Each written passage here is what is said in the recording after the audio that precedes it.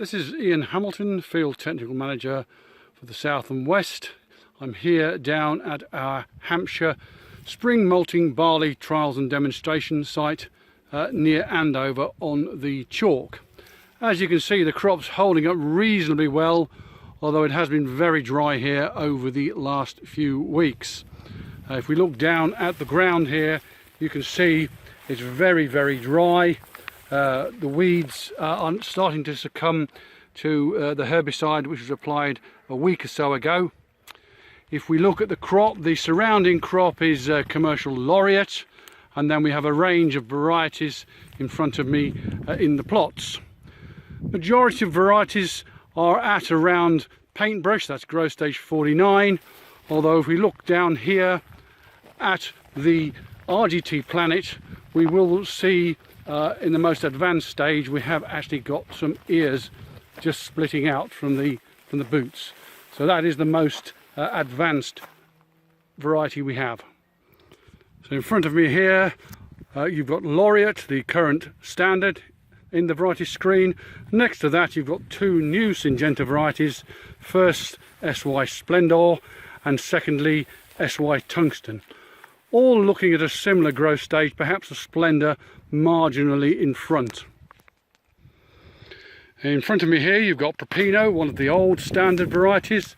Just looking at the plot here, this has had no fungicide or growth regulator. As you can see, it's looking pretty clean. We haven't had a lot of rainfall since April, early May, so the disease has not had chance to develop. Fungicide will be applied for the second time to these plots by the end of this week. Down at the end here you can see a couple of varieties with noticeably different growth habits. These are the heritage varieties in the screen. Here we have Plumage Archer, which is a variety that's almost 100 years old, a completely different growth habit. And next to that you have a variety, Golden Promise, which itself is about 50 years old. So these represent some old technology. If we look a bit closer in the oldest variety here, in the untreated plot, you can see quite a lot more yellowing at the bottom. There is some mildew, actual pustules on the leaves, as well as some hypersensitivity. If we go over to the side that's already had a single fungicide application about 3 weeks ago, you'll notice it is quite a bit cleaner with quite a lot more green leaf in there. So the fungicides are actually doing what we would hope them to do.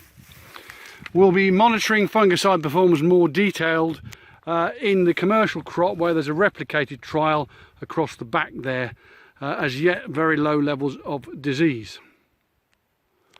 The block here immediately in front of me in the commercial laureate, you can probably notice a few plots in the foreground and one further away to the right looking a little bit paler.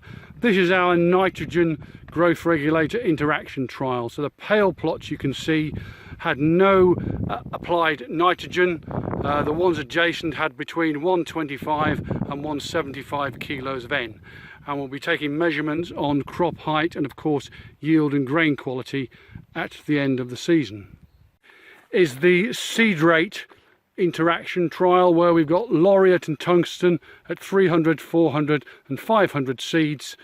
Some of these plots have received no growth regulator, some received an early one followed by a later applied Ethafon treatment which was applied 4 days ago, and we'll be monitoring again for any height differences, yield and quality.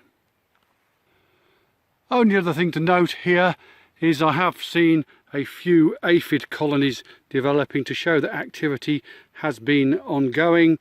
That's something that won't be affecting the crop now. We can find an odd plant that was affected with BYDV early on. But that's about it for now. We'll have another update probably in a couple of weeks' time after the final fungicide treatments have been applied.